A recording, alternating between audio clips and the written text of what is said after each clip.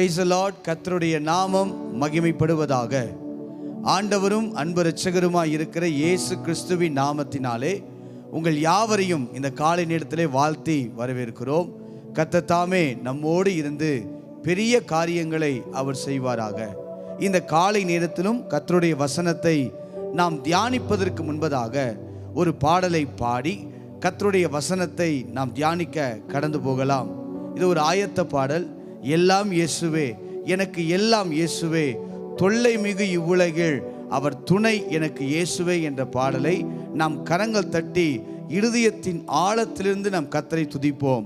10 குஷ்டரோகிகள் தேவனிடத்திலே சுகத்தை பெற்றுக்கொண்டாலும் ஒருவன் மாத்திரம் திரும்பி வந்து, ஆண்டவரே நீர் செய்த சகல நன்மைகளுக்காக ஸ்தோத்திரம் என்று உரத்த சத்தமாய் தொழுது கொண்டதைப் போல இந்த காலை நேரத்திலும் கர்த்தருடைய வசனத்தை கேட்க ஆயத்தமாய் இருக்கிற நாம் ஒரே ஒரு வார்த்தையை பாடி, அவன் எல்லாம் எனக்கு இயேசுவே, எனக்கு எல்லாமே அவர்தான், என் வாழ்க்கையினுடைய எல்லா தேவைகளும் அவர்தான், அற்புதம் செய்கிறவர் அவர்தான், விடுதலை தருகிறவர் அவர்தான். நம்பிக்கையோடு இந்த பாடலை பாடி நாம் கர்த்தருடைய வார்த்தைக்கு நேராய் நாம் கடந்து போகலாம். எல்லாம் இயேசுவே, எனக்கு எல்லாம் இயேசுவே என்ற பாடலை கரங்கள் தட்டி உற்சாகமாய் நாம் பாடுவோம். ஹல்லேலூயா. எல்லாம் இயேசுவே, எனக்கெல்லாம் இயேசுவே, தொல்லை மிகு இவ்வுலகில் துணை இயேசுவே. ஆமே, எல்லாம் இயேசுவே, எனக்கெல்லாம் இயேசுவே, நம்பிக்கையோடு சொல்லுங்க. தொல்லை மிகு இவ்வுலகில் துணை இயேசு. சொல்ல முடியுமா? எல்லாமே எல்லாம் இயேசுவே, எனக்கெல்லாம் இயேசுவே, தொல்லை மிகு இவ்வுலகில் துணை இயேசுவே. போதக பிதாவுமென் போக்கினில் வரத்தினில், போதக பிதாவுமென் போக்கினில் வரத்தினில், ஆதரவு செய்திடும் கூட்டாளியும் என் தோழனும், ஆதரவு செய்திடும் கூட்டாளியும் என் தோழனும், எல்லாம் இயேசுவே. ஆண்டவரே, எல்லாமே நீர்தான், மீது உலகில் துணை இயேசுவே. ஆமென். எல்லாம் இயேசுவே, எனக்கெல்லாம் இயேசுவே, ஆமென். தொல்லை மிகு இவ்வுலகில் துணை இயேசுவே.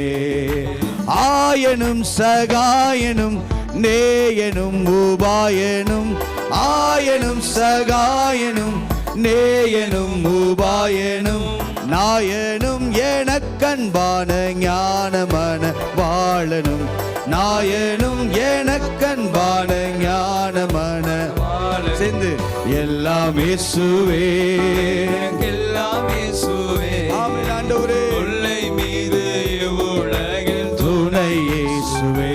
இன்று எல்லாம் இயேசுவே, எனக்கெல்லாம் இயேசுவே, தொல்லை மிகு இவ்வுலகில் துணை இயேசு. சொல்லுங்க. தந்தை தாய், தந்தை தாயினம் ஜனம் பந்துள்ளோ சீனேகித, தந்தை தாயினம் ஜனம் பந்துள்ளோ சீனேகித, சந்தோட சகல யோக சம்பூரண பாக்கியமும், சந்தோட சகல யோக சம்பூரண பாக்கியமும், எல்லாம் இயேசுவே, எனக்கெல்லாம் இயேசுவே. உயர்த்துகிறோம். தொல்லை இந்த காலை நேரத்துல ஆண்டவரே, எத்தனை பேர் சொல்ல முடியும்? எல்லாம் இயேசுவே, எனக்கெல்லாம் இன்று தொல்லை மிகு இவ்வுலகில் துணை. ஒரு விசை கூட கரமுயர்த்தி, எல்லாம் இயேசுவே, எனக்கெல்லாம் இயேசுவே, தொல்லை மிகு இவ்வுலகில் துணை இயேசுவே. எல்லாமே எல்லாம் இயேசுவே. உயர்த்தி பாடுங்க. ஆண்டவரே, உள்ளத்தின் ஆழத்திலிருந்து இந்த கஷ்டமான உலகத்துல நீங்க தான் எனக்கு எல்லாமே, எல்லாம் இயேசுவே, எனக்கெல்லாம் இயேசுவே, தொல்லை மிகு இவ்வுலகில் துணை இயேசுவே. கண்களை மூடி நாம் ஜெபிப்போம். நல்ல பிதாவே, ஆண்டவராகிய இயேசுவின் நாமத்தில் உம்முடைய சமூகத்துக்கு நேராய் நாங்கள் கடந்து வருகிறோம். இந்த காலை நேரத்தில் உம்முடைய வசனத்தை தியானிப்பதற்கு எங்களுக்கு கொடுத்த நல்ல தருணங்களுக்காய் ஸ்தோத்திரம். ஒவ்வொரு நாளும் காலை நேரத்திலே வந்து உம்முடைய நாமத்தை உயர்த்த, உம்முடைய நாமத்தை மேன்மைப்படுத்த, துதித்து பாட, உம்முடைய வசனங்களை தியானிக்க நீர் எங்களுக்கு கொடுத்த நல்ல நேரத்துக்காக ஸ்தோத்திரம். இந்த காலை நேரத்திலே இந்த ஆராதனையிலே பங்கு கொள்ளுகிற ஒவ்வொருடைய வாழ்க்கையிலும் அற்புதங்கள் நடக்கட்டும், அதிசயங்கள் நடக்கட்டும், விடுதலை உண்டாகட்டும், சுகம் உண்டாகட்டும், காலையிலே எழும்பி கர்த்தரை தேடுகிற பழக்கம் உண்டாகட்டும் என்று சொல்லி நாங்கள் ஜெபிக்கிறோம். வார்த்தைக்காய் ஜெபிக்கிறேன். கர்த்தருடைய வசனம் எங்கள் வாழ்க்கையில் 100 மடங்கு ஆசீர்வாதத்தை தரட்டும். எங்களை அர்ப்பணித்து நாங்கள் ஜெபிக்கிறோம். எங்களை நடத்தும். இயேசு கிறிஸ்துவின் நாமத்தில் ஜெபிக்கிறோம் நல்ல பிதாவே. ஆமேன், ஆமேன். அல்லேலூயா. கர்த்தருடைய நாமம் மகிமைப்படுவதாக. இன்றைக்கு காலை தின தியானத்திற்காக 138வது சங்கீதம் 7வது வசனத்தை நாம் வாசிக்க கேட்கலாம். 138வது சங்கீதம் 7வது வசனத்தை நாம் வாசிக்க கேட்கலாம். நான் துன்பத்தின் நடுவில் நடந்தாலும் நீர் என்னை உயிர்ப்பிப்பீர். என் சத்துருக்களின் கோபத்துக்கு விரோதமாக உமது கையை நீட்டுவீர். உமது வலதுகரம் என்னை இரட்சிக்கும். வாசிக்கப்பட்ட இந்த வசனத்தில் நீர் என்னை உயிர்ப்பிப்பீர். நான் துன்பத்தின் நடுவில் நடந்தாலும் நீர் என்னை உயிர்ப்பிப்பீர். இன்றைக்கு இந்த காலை நேரத்தில் உயிர்ப்பிக்கும் தேவன் என்கிற தலைப்பிலே கர்த்தருடைய வசனத்தை நாம் தியானிக்க போகிறோம். நம்முடைய ஆண்டவர் யார் என்று இந்த காலை நேரத்திலே நமக்கு வெளிப்படுத்துகிறார் என்றால் உயிர்ப்பிக்கும் தேவன். சங்கீதக்காரனாகிய தாவீது இங்கு சொல்லுகிற வார்த்தையை கவனியுங்கள். நான் துன்பத்தின் நடுவில் நடந்தாலும் நீர் என்னை உயிர்ப்பிப்பீர். தேவனுடைய குணாதிசயங்களில் ஒன்று நம்மை உயிர்ப்பிக்கிறவர். அவர் நம்மை சோர்ந்து போக பண்ணுகிறவர் அல்ல, அல்லது ஒரு கவலையோடு இருக்க பண்ணுகிறவர் அல்ல, ஒரு துக்கத்தோடு வாழ விரும்புகிறவர் அல்ல. நாம் ஆராதிக்கிற தேவன் நம்மை உயிர்ப்பிக்கிற வல்லமையுடைய தேவன். அதற்காகத்தான் ஆண்டவர் நமக்கு நிறைய காரியத்தை வேதத்திலே கொடுத்திருக்கிறார். நம்மை உயிர்ப்பிப்பதற்காக சோர்ந்து போனவர்களாய் அல்ல, கவலையோடு அல்ல, எதிர்கால பயங்களோடு அல்ல, எதிர்கால பிரச்சனைகளோடு அல்ல.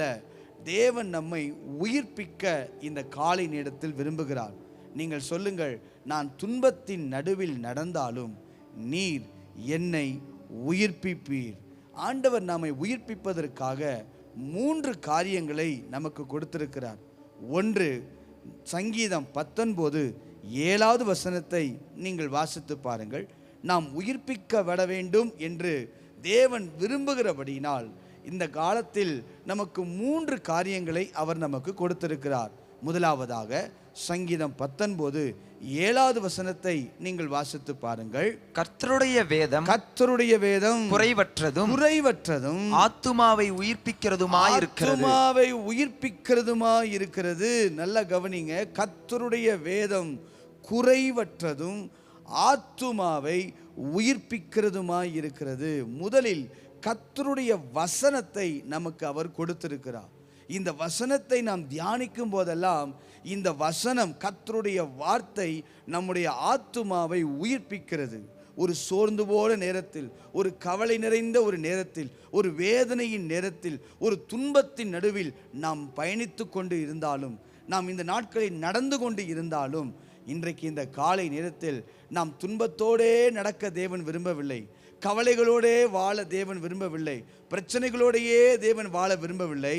தேவன் நம்மை அவர் வார்த்தையினால் நம்மை உயிர்ப்பிக்கிற தேவனாய் இருக்கிறார். ஆண்டவர் எவ்வளவு நல்லவர் என்று பாருங்கள். இந்த காலை நேரத்தில் ஒவ்வொரு முறையும் தேவ சமூகத்தை நாம் வரும்போதெல்லாம் நம்முடைய பலவீனங்களை மாற்றி, நம்முடைய சுகத்தை தந்து, நம்முடைய வாழ்க்கையில் ஜெயத்தை தந்து, விடுதலையை தந்து, ஆசீர்வாதத்தை தந்து, இந்த வார்த்தையின் மூலமாய் நம்மை உயிர்ப்பித்து கொண்டே இருக்கிறார். இன்றைக்கும் கர்த்தருடைய வார்த்தை நம்மை உயிர்ப்பிக்கட்டும். இரண்டாவதாக, உயிர்ப்பிப்பதற்கு தேவன் நமக்கு கொடுத்த காரியம் என்ன?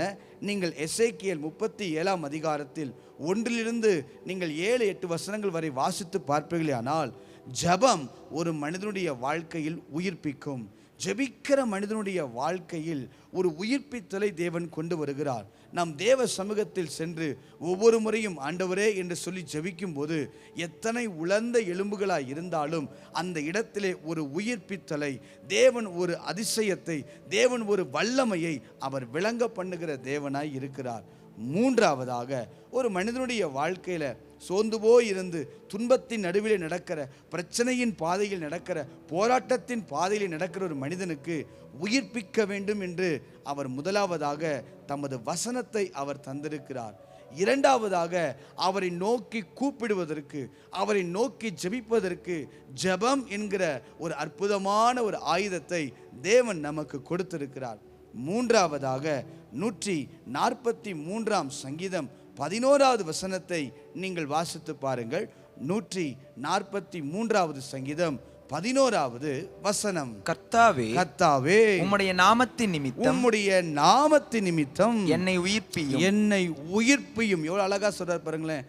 அவருடைய நாமத்து நிமித்தம் என்னை உயிர்ப்பியும். மூன்றாவதாக, நாம் துன்பத்தின் நடுவிலே நடந்து கொண்டிருக்கும் போது, ஒரு வேதனையின் அனுபவத்தில் நடந்து கொண்டிருக்கும் போது, இதே அனுபவத்தோடு அல்ல, உயிர்ப்பிப்பதற்காக தமது நாமத்தை அவர் நமக்கு தந்திருக்கிறார். எவ்வளவு நல்ல தேவனை நாம் ஆராதிக்கிறோம். வசனத்தை தந்து நம்மை உயிர்ப்பிக்கிறார். ஜெபிக்க வைத்து தேவன் நம்மை உயிர்ப்பிக்கிறார்.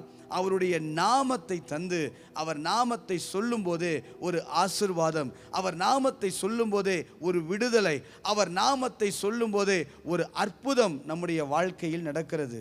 அவர் நாமத்தை நம்முடைய வாழ்க்கையிலே தந்து நம்மை உயிர்ப்பிக்கிற தேவனாய் இருக்கிறார். இந்த காலை நேரத்திலும் கர்த்தருடைய வசனம், கர்த்தருடைய சமூகத்தில் இருக்கிற ஜெபம், இன்னும் சொல்ல போனால் அவருடைய வாழ்க்கை நாமத்தை அறிந்திருக்கிறபடினால் அந்த நாமத்தை சொல்லும் போது அவர் நம்மை உயிர்ப்பிக்கிற தேவனாய் இருக்கிறார். அல்லேலூயா. ஒரு பொல்லாத உலகத்தில், ஒரு பலனற்ற நிலையில், ஒரு சோர்ந்து போன நிலையில் நீங்கள் இந்த காலை நேரத்தில் வந்திருப்பீர்களே, ஆனால் தேவன் நம்மை உயிர்ப்பிக்க விரும்புகிறார். ஆபகுக் 3ஆம் அதிகாரம் 2வது வசனத்தை நீங்கள் வாசித்து பாருங்கள். ஆபகுக் 3வது அதிகாரம் 2வது வசனத்தை நாம் வாசிக்க கேட்போம். கர்த்தாவே, நீர் வெளிப்படுத்தினதை நான் கேட்டேன், நீர் வெளிப்படுத்தினதை நான் கேட்டேன், எனக்கு பயம் உண்டாயிற்று, எனக்கு பயம் உண்டாயிற்று. கர்த்தாவே, வருஷங்களின் நடுவிலே, வருஷங்களின் நடுவிலே உம்முடைய கிரியையை உயிர்ப்பியும், உம்முடைய கிரியையை உயிர்ப்பியும். வருஷங்களின் நடுவே, இந்த நேரத்தில் ஆண்டவர் நம்ம பார்த்து சொல்றாரு, தம்முடைய வருஷத்தின் நடுவே நம்மை உயிர்ப்பிக்கிற தேவனாய் இருக்கிறார். நம்முடைய வாழ்க்கையில் உயிர்ப்பிப்பார். எது எல்லாம் நம்முடைய வாழ்க்கையில் சில பகுதிகள் உயிர்ப்பிக்கப்படாமல் இருக்கலாம். இந்த காலை நேரத்தில் சில உயிர்ப்பிக்கப்படாத பகுதிகள் நம்ம வாழ்க்கையில் உண்டு. உதாரணத்துக்கு சில பகுதிகளை நான் சொல்லி காட்டுறேன் பாருங்களேன். நம்பிக்கையற்ற சூழ்நிலைகள் இருக்கும்போது அது உயிர்ப்பிக்கப்படாத ஒரு நிலையின் அனுபவத்தை குறிக்கும். நம்பிக்கை அற்றுப்போய் எல்லாம் முடிஞ்சிருச்சு, இனி எனக்கு ஒன்றும் கிடையாது, என் வாழ்க்கை இப்படியே தான் போக போகுது என்று சொல்லி ஒரு நம்பிக்கையற்ற நிலையில் ஒரு மனிதன் வாழ்வானால் அவன் உயிர்ப்பிக்கப்படவில்லை என்று அர்த்தம். அதே சமயத்தில் இருதயத்தில் நொறுக்கப்பட்ட வார்த்தைகளாலோ அல்லது மற்ற செய்கைகளாலோ மற்ற உறவுகளாலோ ஏதோ ஒரு காரியத்தில் இருதயத்தில் நொறுக்கப்பட்டு இருப்போமானால் அதுவும் ஒரு உயிர்ப்பிக்கப்படாத நிலையினுடைய அனுபவம் தான். அதனுடைய அடையாளத்தை வெளிப்படுத்துகிறது. இக்கட்டு நேரங்கள், பிரச்சனைகள், உபத்திரவங்கள், போராட்டங்கள், இன்னும் சொல்ல போனால் பாவம், அக்கிரமம், இவைகளெல்லாம் வேதத்தில் ஆதாரம் இருக்கிறது. இப்படிப்பட்ட அனுபவத்தில் ஒரு மனிதன் இருப்பான் என்றால் அவன் உயிர்ப்பிக்கப்படவில்லை. இன்னும் அவனுடைய வாழ்க்கையில் சோர்வுகளும் துன்பங்களும் மற்ற காரியங்களும் தான் அதிகமாக இருக்குது. கர்த்தருடைய உயிர்ப்பித்தல் இல்லை என்று அர்த்தம். ஆனால் ஒருவேளை ஒரு பாவத்தோடு நீங்கள் வந்திருக்கலாம், அல்லது நம்பிக்கையற்ற சூழ்நிலையில் நீங்கள் வந்திருக்கலாம், அல்லது இருதயம் நொறுக்கப்பட்ட அனுபவத்தோடு நீங்கள் வந்திருக்கலாம், அல்லது இக்கட்டில், பிரச்சனைகள், பாடுகளில், போராட்டங்களில், இன்னும் சொல்லப்போனால் பல உபத்திரவத்தின் மத்தியிலே நீங்கள் வந்திருக்கலாம். நீங்கள் எந்த சூழ்நிலையில் நீங்கள் வந்திருந்தாலும் இன்றைக்கு தம்முடைய வல்லமையை விளங்க பண்ண அவர் நம்மை உயிர்ப்பிக்கிற தேவனாய் இருக்கிறார். அல்லேலூயா. நீங்கள் 85ஆம் சங்கீதம் 6வது வசனத்தை நீங்கள் வாசித்து பாருங்கள். 85ஆம் சங்கீதம் 6வது வசனம். உயிர்ப்பிக்க மாட்டீரோ? நல்ல கவனிங்க. உமது ஜனங்கள் உம்மில் மகிழ்ந்திருக்கும்படி. அப்படின்னா ஆண்டவர் வாழ்க்கையில உயிர்ப்பிக்கப்படும் போது மகிழ்ச்சியை தருகிறார். ஒருவேளை துக்கத்தோடு வந்திருக்கலாம், ஒரு போராட்டத்தோடு வந்திருக்கலாம், ஒரு கவலைகளோடு வந்திருக்கலாம், ஒரு வேதனையின் அனுபவத்தோடு வந்திருக்கலாம்.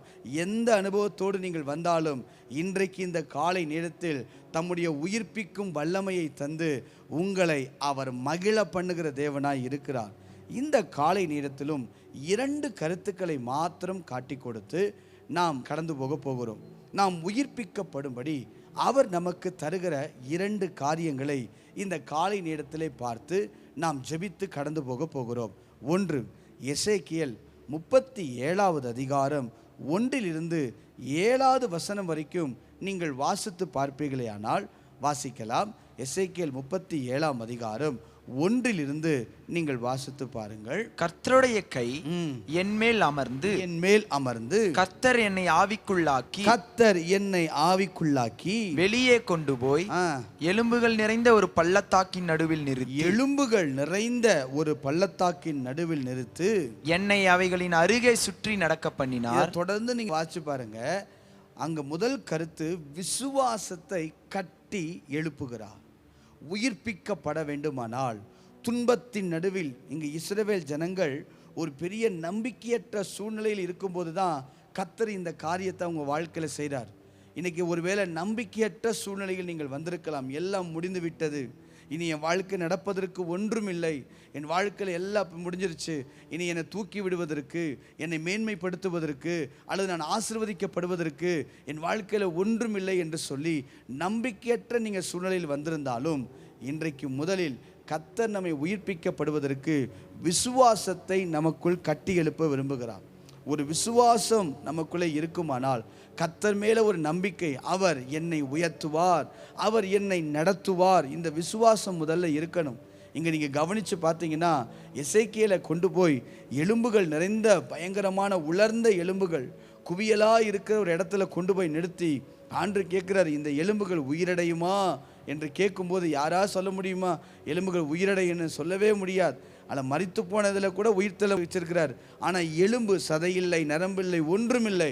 ஆனாலும் எசேக்கியேல் சொல்லுவார், உமக்கு தான் ஆண்டவரை எல்லாம் தெரியும், நீர் தான் அதை அறிந்திருக்கிறீர். இந்த வசனங்களை வாசித்து பார்த்தீங்கன்னா அந்த 3, 4, 5 வசனங்களை வாசிக்கும் போது ஆண்டவர் கேட்பார், இந்த எலும்புகள் உயிரடையுமா அப்படின்னு கேட்ட உடனே அங்கே எசேக்கியேல் சொல்லுவார், வாசிக்கலாம் 3, 4, 5 வசனங்களை வாசிக்கலாம். அவர் என்னை நோக்கி மனுப்புத்திரனே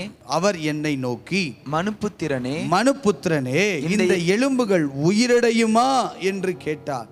அதற்கு எசேக்கியேல் சொல்றாரு, கர்த்தராகிய ஆண்டவரே தேவரீர் இதை அறிவீர் என்றான். நல்லா யோசிச்சு பாருங்க, இது உயிரடையுமா?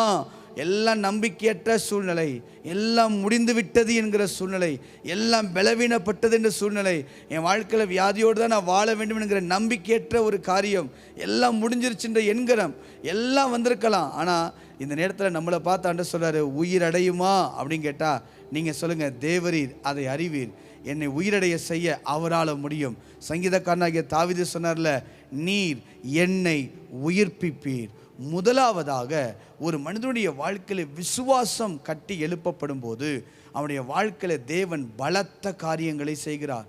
இங்கே அதை சொன்னவுடன் எலும்புகள் உயிர் அடைந்தன, சேனைகளாய் எழும்பி நின்றன, இஸ்ரவேலுடைய நம்பிக்கையற்ற சூழ்நிலை மாறினது. இன்றைக்கும் தேவன் மேலே நீங்கள் விசுவாசம் வைத்து உயிரடையுமா? செத்து போயிற்று, பல நாளாயிற்று, பல வருடங்கள் ஆயிற்று, பிரச்சனையோடு தான் வாழ்ந்துக்கிட்டு இருக்கிறேன், இந்த பிரச்சனைக்கு ஒரு முடிவில்லை, என் வாழ்க்கை இதோடு முடிந்துடுமா? ஒரு உயிரற்ற நிலைமையில் நீங்கள் வந்திருந்தாலும் இன்றைக்கு இந்த காலை நேரத்தில் விசுவாசத்தை தேவன் தந்து நம்மை உயிர்ப்பிக்க அவர் வல்லமையுள்ள தேவனாய் இருக்கிறார். பர்த்திமேயு என்கிற குருடனை உங்களுக்கு தெரியும், வேதத்திலே வாசிக்கிறோம். இயேசு கடந்து போனாலும் எல்லாரும் அவனை அதட்டினாலும் இன்னும் அதிகமாய் அவன் தேவனை நோக்கி கூப்பிட்டான். இயேசுவை நோக்கி தாவீதின் குமாரனே என்று கூப்பிட்டான். காரணம், அவனுக்கு தெரியும் அவர் நிற்பார், என் வாழ்க்கையில அற்புதங்களை செய்வார். அவனுக்குள்ளே இருந்த விசுவாசம் அவனுடைய வாழ்க்கையில அற்புதங்களை கொண்டு வந்தது. கானானிய ஸ்திரீ இயேசுவின் பின்பதாக தொடர்ந்து போகிறாள். ஆண்டவரை கேட்காத போல போனாலும் தொடர்ந்து அவளை நோக்கி போனது நிமித்தமாய் தேவன் அவளுக்கு ஒரு அற்புதத்தை அங்கு செய்கிறார். உன் மகள் சுகமாயிருப்பாள் என்று ஆண்டவர் சொல்லுகிறார். அதே போல தான் வேதத்திலே அநேக நபர்கள் நீங்கள் வாசித்து பார்ப்பீர்கள். ஆனால் தொடர்ந்து விசுவாசத்தோடு அவரால் முடியும், அவர் எனக்கு அற்புதம் செய்வார் என்கிற நம்பிக்கையோடு நாம் கடந்து போக வேண்டும். பெரும்பாடுள்ள ஸ்திரீ அவர் வஸ்திரத்தின் ஓரத்தை தொட்டாலாகிலும் நான் சுகமடைவேன் என்கிற ஒரு விசுவாசம், அந்த விசுவாசம் அவளை ரட்சித்தது. அந்த விசுவாசம் அவருடைய பலவீனங்களை மாற்றியது. அந்த விசுவாசம் உயிரற்ற நிலையில் இருந்த சரீரத்தில் உயிரை தேவன் கொடுத்தார். இந்த காலை நேரத்திலும் எல்லாம் முடிந்து விட்டது, பிரச்சனைகள் முடிந்து விட்டது, இதோட என் வாழ்க்கை எல்லாம் முடிஞ்சிருச்சுன்னு நினைக்கிறீங்களா? இன்னைக்கு சொல்லுங்க, காலை நேரத்தில் இல்லை, கர்த்தர் என்னை உயிர்ப்பிக்க வல்லமை உள்ளவர். முதலாவதாக ஒரு மனிதனுடைய வாழ்க்கையில் விசுவாசத்தை தந்து உயிர்ப்பிக்க அவர் விரும்புகிறார். இரண்டாவதாக எசேக்கியேல் 37 அதிகாரம் 9-10 வசனங்களை வாசித்து பார்ப்பீர்களேயானால் தமது ஆவியை அனுப்பி அவர் உயிர்ப்பிக்கிறார். முதலில் விசுவாசத்தை தந்து உயிர்ப்பிக்கிறார். மனுபுத்திரனே, நீ பார்த்து சொல்லு, இது உயிரடையுமா? உமக்கு தெரியும் ஆண்டவரே, உயிரடையும். நீ சொல்லு, நான் சொல்லும்போது கர்த்தர் உயிரடைய பண்ணுவார். நீங்கள் உங்கள் பிரச்சனையை பார்த்து இன்னைக்கு சொல்லுங்கள், பெரிய பிரச்சனையை பார்த்து சொல்லுங்கள், இன்னைக்கு நீ இது என் முன்னாடி இருக்கக்கூடாது, இன்று கண்ட எகிப்தனை இனி நான் பார்க்கக்கூடாது. பிரச்சனையை பார்த்து பேசுங்க, பிரச்சனையை பார்த்து சொல்லுங்கள். உங்கள் விசுவாசம் பெரிய காரியத்தை தேவனிடத்திலிருந்தே கொண்டு வரும். இரண்டாவது, ஆவியை என்ன செய்கிறார்னா அனுப்பி நம்மை எழுப்புகிறார், உயிர்ப்பித்து நடத்துகிறார். தம்முடைய ஆவியை அனுப்புகிறார். நல்லா வாசிக்கலாம். எசேக்கியேல் 37 அதிகாரம் 9வது வசனத்தை நீங்கள் வாசியுங்கள். அப்பொழுது அவர் என்னை பார்த்து நீ ஆவியை நோக்கி தீர்க்க தரிசனம் முறை, நீ ஆவியானவரை நோக்கி சொல்லு. மனுபுத்திரனே, நீ தீர்க்க தரிசனம் உரைத்து ஆவியை நோக்கி கர்த்தராகி ஆண்டவர் உரைக்கிறது என்னவென்றால் ஆவியே, நீ காற்று திசை நான்கிலும் இருந்து வந்து. நீங்க சொல்லுங்க, ஆவியானவரே என் பிள்ளைகள் வாழ்க்கையில, ஆவியானவரே என் குடும்பத்தின் வாழ்க்கையில, ஆவியானவரே நான் மனித காரியத்தில் செய்து தோற்று போயிட்டேன், மனித பலத்தை நம்பி நான் தோற்று போயிட்டேன். இதுவரை தோற்று போனதெல்லாம் நான் ஜெயம் பெற வேண்டுமானால் அது என்னுடைய திறமையில் அல்ல, என்னுடைய பலத்தில் அல்ல, என்னுடைய காரியத்தின்படி அல்ல. உயிரடைய வேண்டுமானால், நான் எழும்பி நிற்க வேண்டுமானால், மகா பெரிய சேனையாய் மாற வேண்டுமானால் ஆவியானுடைய ஒத்தாசை நமக்கு தேவை. ஆவியானவரை நமக்கு தந்திருக்கிறார். அவர் பலமுள்ளவர், அவர் நம்மை நடத்துகிறவர், அவர் நமக்கு வல்லமையை தருகிறவர். எசேக்கியேல் 37 அதிகாரம் 10வது வசனத்தை நீங்கள் வாசித்து பாருங்கள். எனக்கு கற்பிக்கப்பட்டபடி நான் தீர்க்க தரிசனம் உரைத்தேன், அப்பொழுது ஆவி அவர்களுக்குள் பிரவேசிக்க அவர்கள் உயிரடைந்து காலுன்றி மகா பெரிய சேனையாய் நின்றார்கள். ஆவி அவர்களுக்குள் பிரவேசிக்க. இன்றைக்கு உயிரற்ற ஒரு நிலையில் இருக்கும்னா அங்கே சொல்லுங்கள், ஆவியானவரே இந்த இடத்துல நீங்கள் கிரியை செய்யுங்க, ஆவியானவரே இதில் உயிரடைய பண்ணுங்க. எங்கள் பிள்ளையுடைய வாழ்க்கை இப்படி இருக்கிறது, என் பிரச்சனை இப்படி இருக்கிறது, என் போராட்டம் இப்படி இருக்கிறது, என் வேலை ஸ்தலம் இப்படி இருக்கிறது, என் தொழில் இப்படி இருக்கிறது. ஒரு உயிரற்ற நிலையில், ஒரு நம்பிக்கையற்ற நிலையில், ஒரு சோர்ந்து போன நிலையில், ஒரு துன்பத்தின் நடுவில் நான் நடந்து கொண்டிருக்கிறேன். ஆனால் ஆவியானவர் நமக்குள் வரும்போது அது பலன் கொள்ள செய்வார். ஆவியானவர் எங்கேயுண்டோ அங்கே விடுதலை உண்டு. ஒரு போராட்டமா, பிரச்சனையா, எதுவா இருந்தாலும் மனித முயற்சியில் செய்து தோற்று போயிருக்கலாம். இன்றைக்கு இந்த காலை நேரத்தில் ஆவியானவரை சார்ந்து கொண்டு ஆவியானவரோடு இணைந்து நாம் ஜெபிக்கும் போது அந்த உயிரற்ற நிலைமைகள் உயிரடைய கர்த்தர் கிருபை தருவார். அல்லேலூயா. 2 கருத்துக்களை மாத்திரம் நான் உங்களுக்கு சொல்லியிருக்கிறேன். ஒரு உயிர்ப்பிக்கிற தேவன் நம்மோடு கூட இருக்கிறார். சாதாரண தேவனை நாம் ஆராதிக்கவில்லை. இந்த காலை நேரத்தில் வந்திருக்கிறோம். தம் வசனத்தை தந்திருக்கிறார், ஜெபத்தை தந்திருக்கிறார், இன்னும் சொல்ல போனால் அவருடைய நாமத்தை தந்திருக்கிறார். அந்த நாமம் வல்லமையுள்ள நாமம், ஜெபம் வல்லமையுள்ள ஜெபம். இன்னும் சொல்ல போனால் கர்த்தருடைய வசனம் நம்மை உயிர்ப்பிக்க வல்லமை உள்ளது. அவ்வளவு காரியத்தை ஆண்டவர் கொடுத்துட்டு இன்னும் சோர்ந்து போக விரும்பவில்லை, இன்னும் துக்கத்தில் இருக்க விரும்பவில்லை, இன்னும் துன்பத்தின் நடுவில் நிற்க விரும்பவில்லை. துன்பத்தின் நடுவில் நடந்தாலும் நீர் என்னை உயிர்ப்பிப்பீர். உயிர்ப்பிக்க வேண்டுமானால் 2 காரியங்களை நாம் செய்ய வேண்டும். ஒன்று, நமக்குள் விசுவாசத்தை கட்டி எழுப்பும்போது நாம் உயிர்ப்பிக்கப்படுவோம். சோர்ந்து போன நிலைமைகள் எல்லாம், நெகட்டிவாக பேசின காரியங்கள் எல்லாம் மாற்றி இன்னைக்கு சொல்லுங்க, என் தேவனால் எல்லாம் கூடும். என் தேவன் எனக்கு நன்மையானவைகளை தருவார். கர்த்தர் எல்லாவற்றின் நன்மைக்காக செய்வார். நான் பயங்கரமான காரியங்களை செய்வேன். வாக்குத்தத்தத்தை பிடித்து நீங்கள் சொல்லி ஜெபிக்கும் போது கர்த்தர் விசுவாசத்தினாலே உயிரற்ற நிலைமையில் இருக்கிற நம்மை உயிரடைய செய்வார். இரண்டாவதாக தமது ஆவியானவரை அனுப்பி நம்மை உயிரடைய செய்கிறார். ஆவியானவரை அனுப்புகிறார். பலனற்று சோர்ந்து போன நம்முடைய வாழ்க்கையில் ஆவியானவரை தருகிறார். இன்னும் நாம் போக வேண்டிய தூரம் அதிகம் ஆண்டவர் நமக்கு தந்திருக்கிறார். ஆவியானவரை பெற்றுக்கொண்டு அவரை பிடித்து கொண்டு அவர் சமூகத்தில் நின்று நாம் ஜெபிக்கும் போது இந்த உயிரற்ற நிலைமைகள் உயிரடைய கர்த்தர் கிருபை தருவார். கண்களை மூடி நாம் ஜெபிக்கலாம். இந்த காலை நேரத்தில் இப்பொழுது நீங்கள் ஜெபியுங்கள். விசுவாசத்தோடு ஜெபியுங்கள். விசுவாசத்தோடு உங்கள் பிரச்சனையை பார்த்து சொல்லுங்க, இன்று கண்ட எகிப்தினை இனிமேல் நான் பார்க்க போவதில்லை. துன்பத்தின் நடுவில் நான் நடந்தாலும், துன்பத்தின் நடுவில் நான் நின்றாலும், இன்றைக்கு என்னை உயிர்ப்பிக்க என் தேவனால் முடியும். மீண்டும் ஒரு விசை கூட அந்த வசனத்தை நான் வாசிக்கலாம். 138 சங்கீதம் 7வது வசனத்தை நீங்கள் வாசிக்க கேளுங்கள். 138 சங்கீதம் 7வது வசனத்தின் முதல் பகுதியை வாசிக்கலாம். நான் துன்பத்தின் நடுவில் நடந்தாலும், நான் துன்பத்தின் நடுவில் நடந்தாலும் நீர் என்னை உயிர்ப்பிப்பீர். நீர் என்னை உயிர்ப்பிப்பீர். நம்பிக்கையோடு சொல்லுங்க, உமது வலதுகரம் என்னை ரட்சிக்கும். நான் துன்பத்திலே நடக்கலாம், ஒரு சோர்ந்து போய் நடக்கலாம், நம்பிக்கையற்ற சூழ்நிலையில் வந்திருக்கலாம். ஆனாலும் அவர் நம்மை உயிர்ப்பிக்க வல்லமை உள்ளவர். கண்களை மூடி இந்த வார்த்தையை சொல்லி நாம் ஜெபிப்போம். தகப்பனே, இந்த காலை நேரத்தில் யாரெல்லாம் ஒரு சோர்ந்து போன நிலையோடு, ஒரு போராட்டத்தோடு, ஆண்டவரே ஒரு கவலையோடு அந்த துன்பத்தின் பாதையிலே நடந்து கொண்டிருந்தாலும் இன்றைக்கு விசுவாசத்தை தந்து நம்முடைய ஆவியானவரை தந்து இவர்களை உயிர்ப்பிக்கும்படி நாங்கள் ஜெபிக்கிறோம். கர்த்தருடைய வல்லமை பாய்வதாக.